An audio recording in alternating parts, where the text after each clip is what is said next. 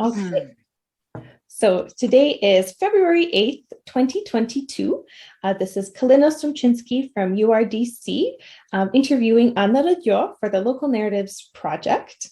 And to begin our interview today, Anna, could you tell me some of your most vivid memories growing up in the Ukrainian community at various points in your life? So as a child, teenager, and young adult. And this can include things such as, when did your family come to Canada? What kind of activities did you do as a child or young adult? Where you attended university, and so forth. So my parents are immigrants, and they were from quite a unique group that were called the sugar beet immigrants. And a gal just recently actually wrote a book about the sugar beet immigrants. They were the sugar beet immigrants because they worked on sugar beet farms, and they worked long hours and hard work. So of course, I don't remember all of that, but I certainly heard of it, and I certainly saw pictures of my parents working on those sugar beet farms. What's really stood out for me, especially as a young person, was the warmth of the Ukrainian community, and how, I would say, just alive it was. There were so many gatherings. We were always invited to every gathering that happened. I never in my life had a babysitter. And I remember party after party, and singing and dancing, and a lot of warmth extended to me as a young person. So that was my childhood memories growing up in the Ukrainian community. And so I belong to SUM, and I went to Vidna Shkola, which was Ukrainian school, and our lives were really immersed inside all those Ukrainian activities. I remember even things like on Sunday, every Sunday we went to Narodny Dym, so that's National Hall, and there was a tea and a concert, and I would say almost every Sunday.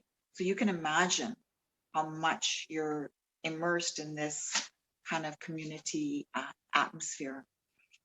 And then growing up as a teenager, there was still that kind of real, a lot of activity, a lot of collections and stuff. I would say as I got later in my teenage years, I was also really listening and aware of what was going on in the Canadian culture, and starting to look at some of the things that I was part of, and having questions, having things that, like, I just was kind of wondering about some of these things. And then I would say later on, as a young adult, there was one event, and it really hit me. It was one of the people in SUM. She fell in love with an African, a Black man in Africa, and she wanted to marry him. And the Ukrainian community honestly didn't have any way of knowing how to absorb him into our community, and it created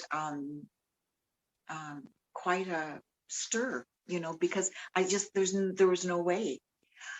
So that struck me, that there was, I guess, an exclusivity that maybe I wasn't sure I wanted to be a part of, and so I started asking a lot of questions around that time, and so then also as a young adult, I met Hromada Women's Group, which might lead you to the next set of questions that you want to ask, but it was kind of a link into just some of the things that were stirring in me.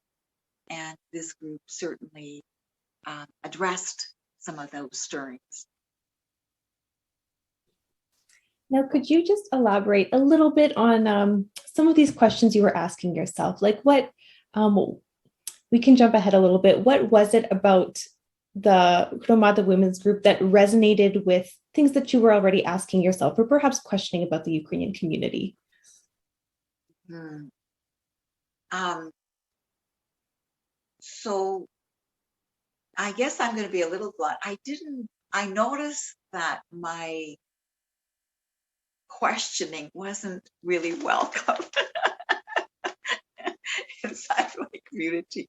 I even spoke to, we had a beloved priest who really, we just loved him so much. And I actually asked him, why women weren't included in the clergy. And he really couldn't respond to me. He actually got angry. And so that longing to just what's going on here wasn't welcome. Now, when I met the Hromada Women's Group, it was more than welcome, more than welcome. And I felt like this sense of sisterhood. I really did. And it's still there. It's still there. I think it's there for all of us. It's like we really could see ourselves in each other, that those same questions, that same passion, those same longings and vision. Not only did I meet women who had a lot of good ideas and wanted to talk about it, they had vision and they were willing to put themselves forward to creating a society and a culture and an environment that they wanted to be part of. That for me was beyond exciting. I couldn't believe that I was meeting women who so reflected my own inner longings in that kind of way. Yeah. Now, in that time period before you met the women who had formed the Hromada women's group, since you mentioned you were already thinking about these issues of, for example, women's place in the church, were there other kind of wider societal movements that you were part of or that got you involved in women's rights and thinking about feminism? So these could be consciousness raising activities or simply books you were reading or conversations you had with people. Any recollections from kind of how you started thinking this way? Mm-hmm. Yeah. So my sister is Hromada Radyo, and Hromada Radyo was on Students' Council in the late 60s and early 70s at the University of Alberta. And my sister was very involved in feminism. And my sister was one of the founders of the first daycare for students. They established it in Hub Center, and that was one of her initiatives with some other women, But she was one of the founders of that, and she was also part of a collective. It was a very small collective, and they created the first week-long forum at Students' Union Building on women's issues. It was a week-long forum. Margaret Atwood was there. I remember that.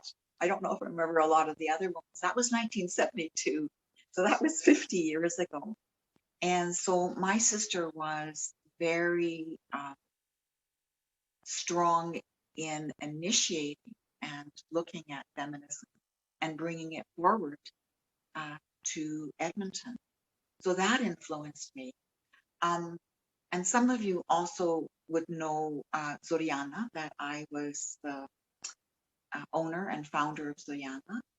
And Common Woman Books were, we had an open door between the two stores. So Common Woman Books was the first women's collective bookstore. And I was in daily contact with them. So I would say, all of these things had an effect on me, but I would say that I had an innate curiosity around being a woman and actually exploring um, how we were silenced and oppressed, and exploring how that could be different.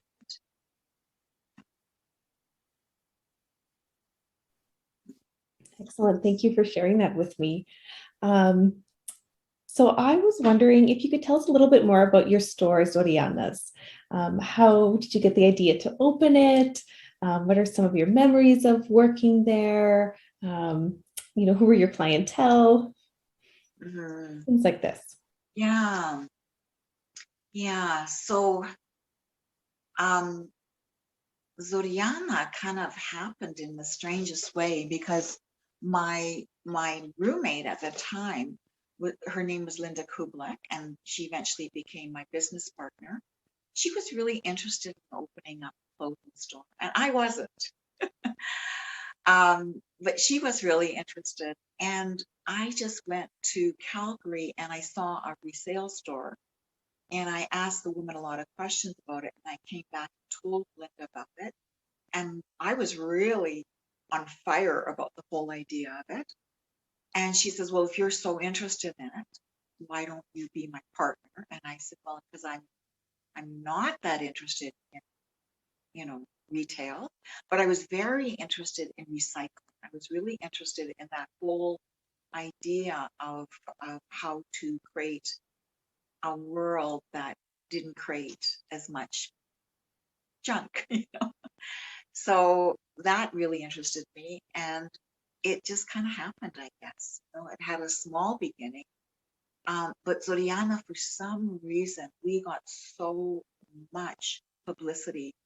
The first month we were open, we had a 2-page spread in the Edmonton Journal. So Vivian Roberts was the editor at that time, and she loved us. She just loved us, and she constantly, like, I think we were in the newspaper, I would say a dozen times. So Zoriana got a lot of recognition and support, I would say. And so when we moved on the south side, that really, then Zoriana, it blossomed. It just blossomed. And then we had Common Women Books. We were side by side. This was so magical, Kalyna. So the opening of the stores for both of us was over the top amount of work. And so we just said, okay, we didn't say anything to each other. We said, we're going to open at this time. They're going to open at this time. They said, can we have an open door between the two stores? I said, yes. And we just went to work trying to build a retail environment. And then when we opened the doors, and we opened the door between the two of us, both of us had chosen the same carpet, exactly the same carpet, and both of us had chosen the exact same color of walls. It was just an amazing thing. So so Zoriana was open, and Zoriana, I have to say, was a bit of an overnight success. People just really loved the store. The location was perfect. I now realize it was a very important part of why we opened. And I seem to have some kind of innate quality of an entrepreneur, which I didn't know I had, because I didn't have any business background at all, and I didn't have any retail background. But I seem to kind of innately understand the qualities of being an entrepreneur. And so I kind of ran with it. And Zoriana expanded 3 times. And at the end, we had about 20 staff. Um, and people said we were an institution in Old Strathcona. I think we were. It was a real place of gathering and meeting. Well, the one thing that we always had is a place for people to sit and just and visit. And we also had a toy box all the time.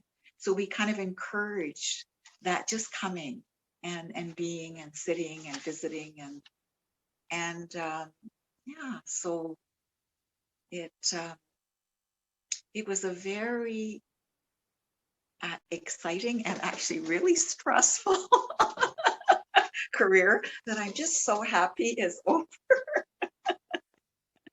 Running a retail environment, they say, when you run your own business, you get to choose your own hours. The only thing is you have to choose 23 out of 24. So I have to say, it kind of ran me into the ground, the anxieties and difficulties of it. But it was also just a wonderfully creative and beautifully community kind of environment that I know people really loved. We had, when we closed the store, we had a wailing wall. Somebody actually put it up, and people just wrote all of their sadness about seeing a place that they really enjoyed being at, leaving the community. And I actually the store has been closed now for 22 years, and people still come up to me to talk to me about the store. So yeah. And now, what years were you in operation? 1980 to 2000. It was exactly 20 years, like almost to the day, because we opened in September of 1980 and we closed in September of 2000. Yeah. And now you mentioned that you were next to Common Woman Books. So did you open these two spaces intentionally at the same time, or did it just happen coincidentally that you both rented spaces next to one another and connected them in this way? Yes, it was accidental. I was really good friends with Kalyna Freeland, and she was looking at the same time. So when I found my space, I said to her, this is a lovely space, So she saw that, and the collective saw it, So they instantly liked it, and so it was so it happened like that, Yeah. So. And could you tell me a little bit more about Common Woman Books as a shop? So, for example, what are some other ways that you collaborated as next door neighbor shops with one another? Was there a shared customer base, or how did you other than the ways that you've already mentioned, facilitate the sense of community within these retail spaces? Yeah. So Common Woman Books was so unique because it was run by a collective, So, I mean, we are of that generation where all these ideas of doing things communally was really being explored, But they ran a collective, and for many, many years, I'm sorry, I can't tell you how many, but it was around 10, I believe. And so there was a lot of really interesting and passionate and deep and adventurous women that were part of that collective. And we would help each other quite a bit. Like if somebody couldn't come in, I would just watch their place. If I wanted to go for lunch, somebody would come and watch me.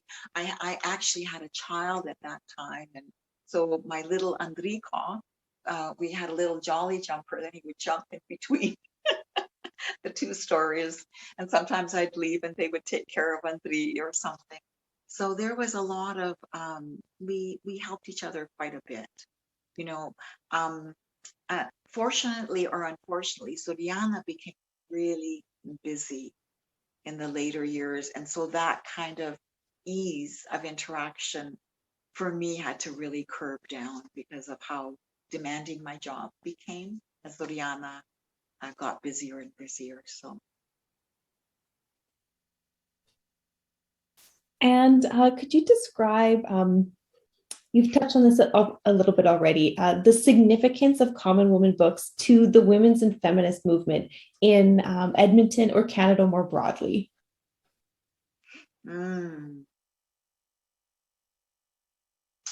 I feel a little ill prepared to speak on that, you know, because I was watching from the sidelines. Yeah. That's okay, no problem at all. Yeah. Is there a memory perhaps that really stands out for you of, interacting in that space other than the ones you've already mentioned before? So Common Woman Books and Zoriana, you mean that space? Mm-hmm. Yeah. So we celebrated International Women's Day every year. And so we would hand out, because the International Women's Day, the kind of song that meant a lot for women was Bread and Roses. And so we would have roses that we would give out to all the people that came into the store. We would have loaves of bread everywhere. And then we would the whole store was filled with balloons. Balloons are not environmentally right at this point, but we didn't know that at the time. And so we just had all these balloons. So we really celebrated International Women's Day and had just a wonderful, wonderful celebration. We had bands that would come and play. So it was a wonderful celebration. Yeah, that really does stand out for me. Yeah. Excellent. Thank you for sharing that memory with me.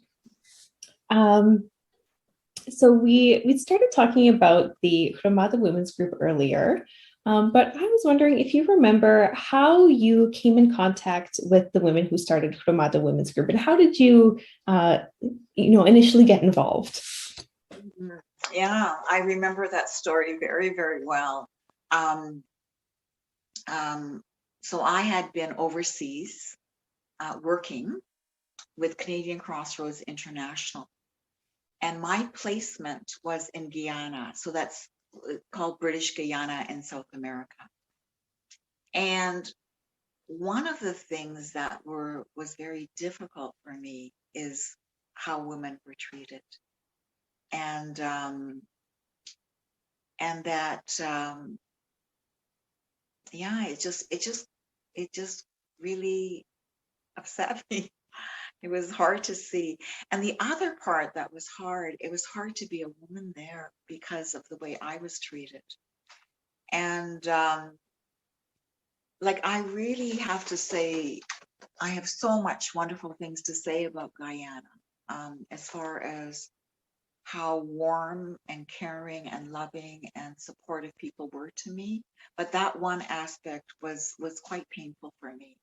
And I was really struggling with the pain I had around seeing what I was called such blatant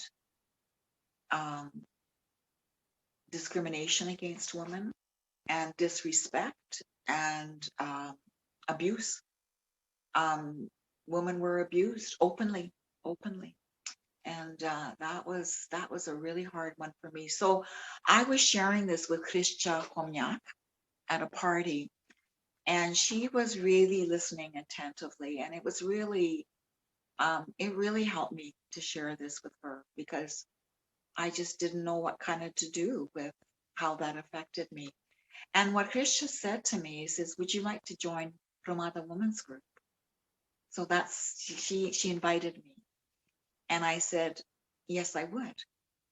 Yeah, yes, I would. And it was the best thing that ever happened to me, is coming to be with them. It was Marusha Patrician, Halya Freeland, Krista Homyak, Myrna Kostash, did I say Olenka Melnick? Olenka Melnick. And it was a small group. And I think there was a few other gals too. Oh, yeah, there was a few other gals. They weren't Ukrainian maybe, but they were part of that as well. And when I joined them, and the things that were being talked about to me were so life-giving and opened up a fire in me that honestly never died, So they changed my life, and being with them was life changing. And not only was it so interesting and so profound, they were so much fun. Like, there was so, especially like Haya Freeland was such a good time, and we laughed so much, and so I just felt like I had come into this sisterhood and into this very alive world that I didn't know I had been so longing for. Yeah. So That's wonderful to share. To share those recollections with me. Do you remember for some activities that you did together, or perhaps some of the things that you would discuss when you all met and were socializing and thinking about, your place in the world? Yeah. So when we gathered together, the topics were really broad. So they were political, and they were also personal.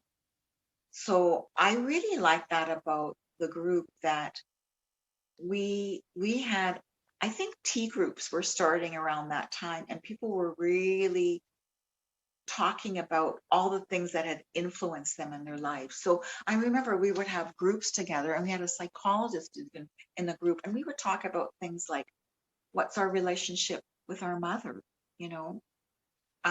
what's our relationship to men, and how do we see ourselves in those kinds of ways? What are the activities that we are doing because we think we should be doing them?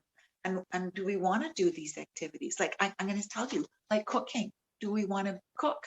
Like that was a question, So things were really, everything was on the table as far as really exploring it, and having women who really were wanting questions. We also talked a lot politically. We talked about a lot of the issues that related to us being Ukrainians, and also Ukraine, and but those issues were more not in the women's group, but in Hromada also was just a group.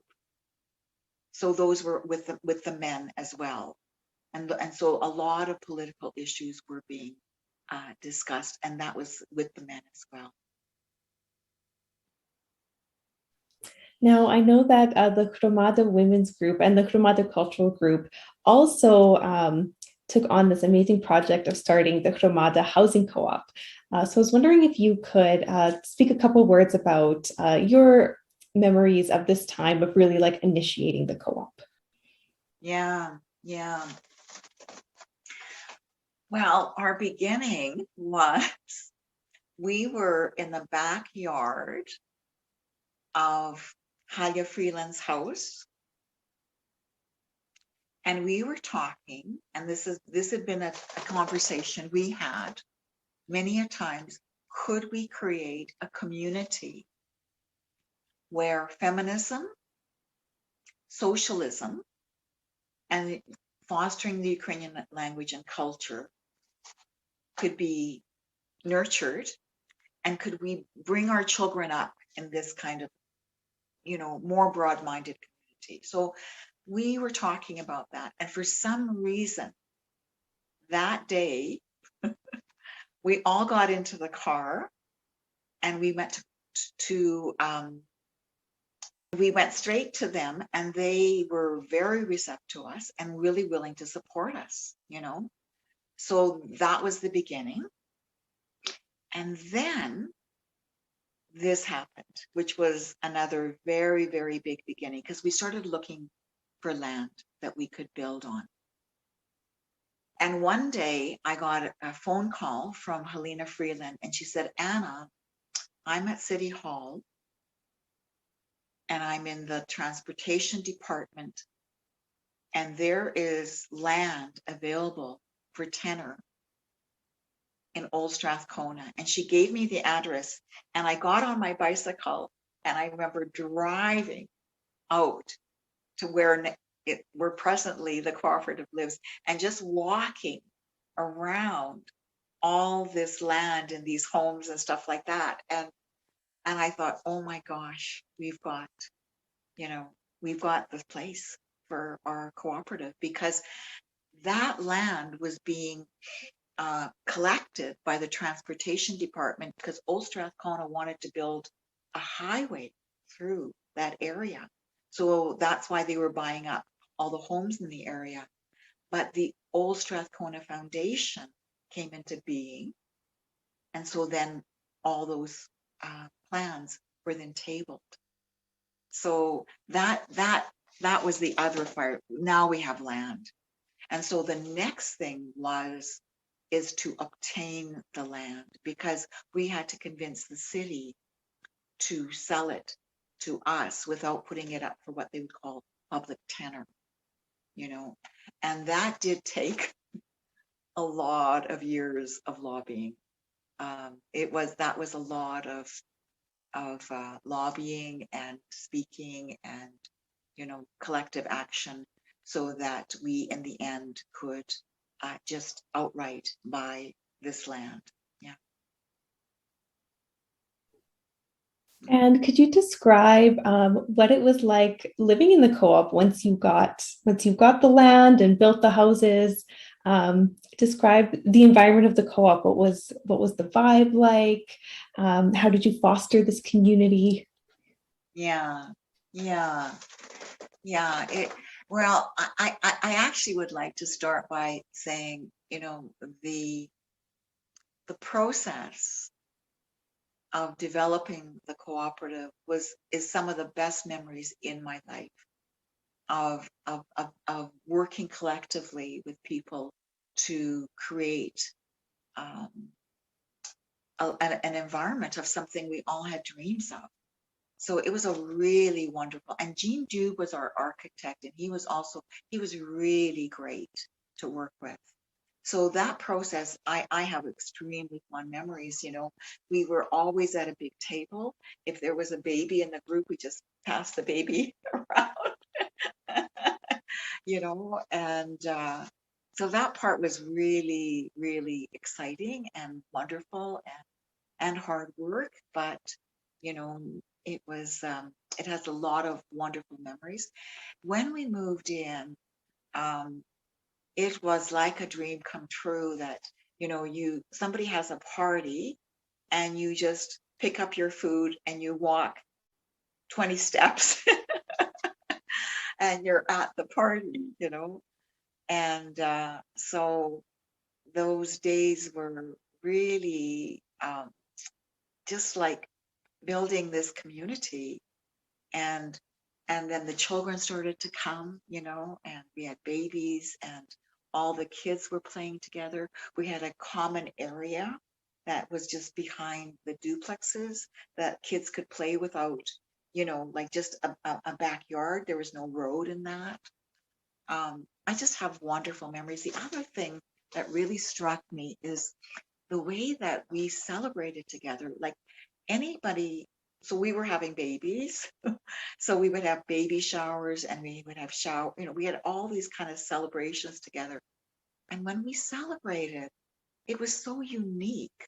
We would do things like we would bathe the mother that was, you know, bathe her feet, and we would massage her, and we would like read poetry to her. We would have visions together. I started personally doing fortune telling. When we were doing our Malankas, we found out that fortune telling was part of it. And I realized I had a gift at fortune telling. So then we would do fortune telling at our gatherings together. So we were innovating our own way of being together. And they really resembled the things we cared about, you know? And they were creative. They were all kind of inventions of how we wanted to be together as a community and as women together, how we wanted to actually nurture each other.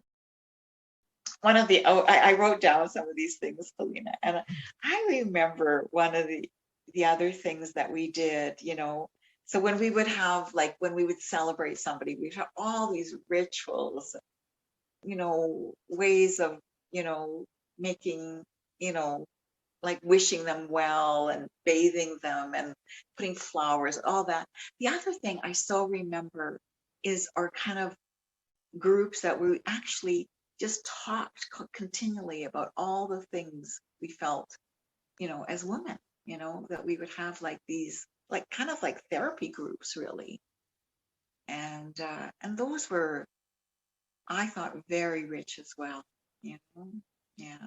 I learned a lot in them. Yeah. And now, how did the work that you were doing as the Hromada Women's Group then translate into this project of the second Wreath conference that was organized in 1985? Yeah. So I have not too much to say about it. The reason is I was having a baby. So I was a little bit more on the sidelines for that. I attended, and I remember,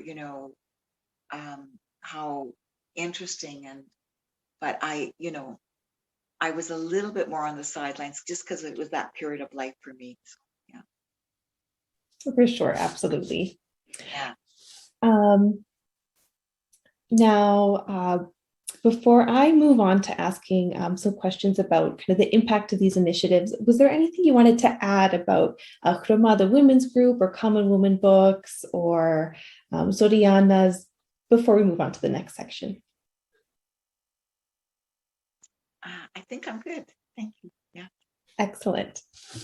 So then, could you reflect a little bit on the impact that these initiatives had on the Ukrainian community in Edmonton? Or on your sense of Ukrainian identity as well? Yeah. Yeah.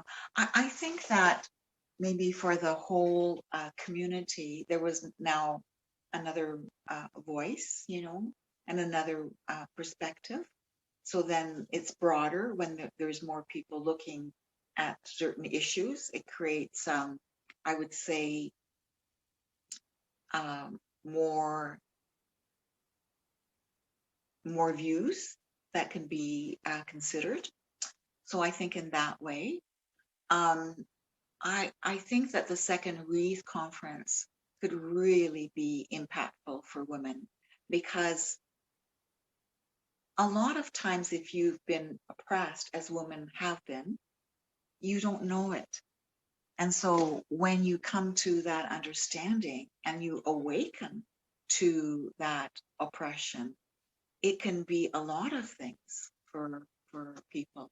I mean, the same thing is happening now with LGBTQ, with Indigenous emancipation, with racial prejudice, all those things, And I'm going to tell you the thing that for me, I really learned in becoming someone who was looking into my own oppression as a woman, is that you need to find it yourself. It's a real inner exploration, and people can give you tools. But what I found is that the men that were in the cooperative, they were academics. They were really well spoken. They were feminists, and they had the best intentions in the world. But they were well spoken, and they had a lot of strong ideas.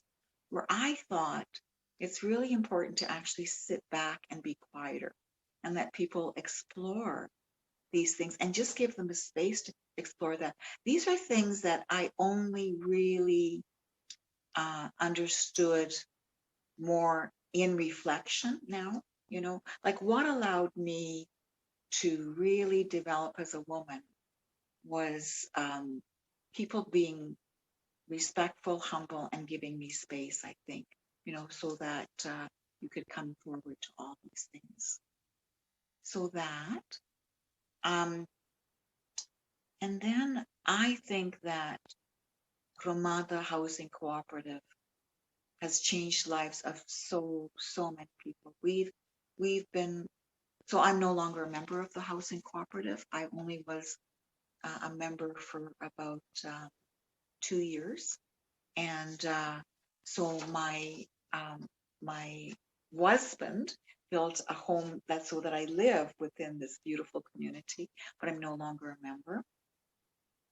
But the people who live in this community, there's such a wealth of learning from living collectively with people. And my next door neighbor, Susan Boychuk, she phrased something that I think was really profound. She said that if you learn to live with equanimity in a cooperative, you have learned the secrets of world peace. That you learn so much by becoming part of a group like this. You learn tolerance and patience and listening and not always having things your own way. These are things that if the whole world was engaged in learning these things, we would have a world that was moving to more, to more enlightenment, to more peace. So I think that the benefits of a cooperative are without measure. Yeah, that collective sense of being is really important, especially these days. That's right. Yeah. Right. And honestly, like being a part of the Ukrainian community, it gave me that. And I have never not had that. I created that kind of sense in my business. People often referred to their Zoriana family. I now live in it, and I've created that in my classes. I teach yoga and meditation now, and each class is really a community of its own. And so that sense of having that spark of living in a Ukrainian community as a young person, it gave me something that I so wanted my children to grow up in, and that I want to be part of, to my dying days, really. Yeah.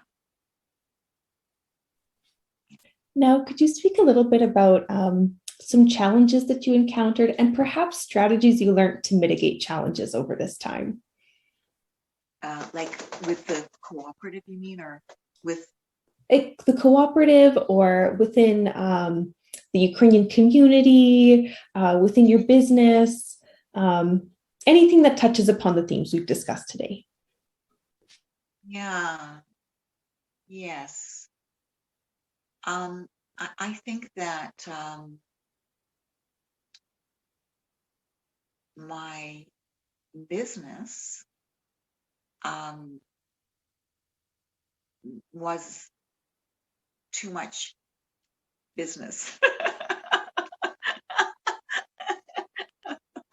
and I think I took it had a price to pay. Yeah. And I now run a very small business running yoga and meditation classes that I'm not paying a price now. So it had a price, and I paid a price. So so that was my business. And then I would say living in the Ukrainian community, um, um, it had some conflict for me around how much I value oneness that's beyond your color, your religion, your nationality. And so, I have come to really probe those values of absolute inclusiveness very deeply within myself and within my own life. So the Hromada Housing Cooperative has, I believe, a tremendous amount of inclusivity, and I'm very, very proud that that exists, and I'm very nurtured by being in an environment that has so much inclusivity, and that means a lot to me. Yeah. And my next question, perhaps you've already answered it, but if you could envision the brightest possible future for the Ukrainian Canadian community, what would it look like? Well, I just think the Ukrainian Canadian community is going in so many good directions. Like, there's a beauty in kind of all the preservation, but there's also an opening to seeing life, like allowing the Canadian culture to kind of come into it. And I just personally want it to keep going, There's a beautiful, also there's many people who dedicate a lot to supporting Ukraine, which is, I think, really important. So I just love what I see happening. Really love it. And I just think that I pray it all continues to just flower. There's a flowering in the community, and an openness, and a preservation, which is all very important. And there's some people preserving, and there's some people challenging. Those are all wonderful things to happen in a community, So just lots of blessings for all that to continue. Perfect. Thank you so much for sharing that. And to wrap up today, is there anything else you'd like to share with me today, or any stories that perhaps you haven't had the chance to tell yet in our interview? Mm-hmm. That feels pretty complete for me. Yeah. Excellent. Good. I'm glad that feels complete for you. And thank you so much again.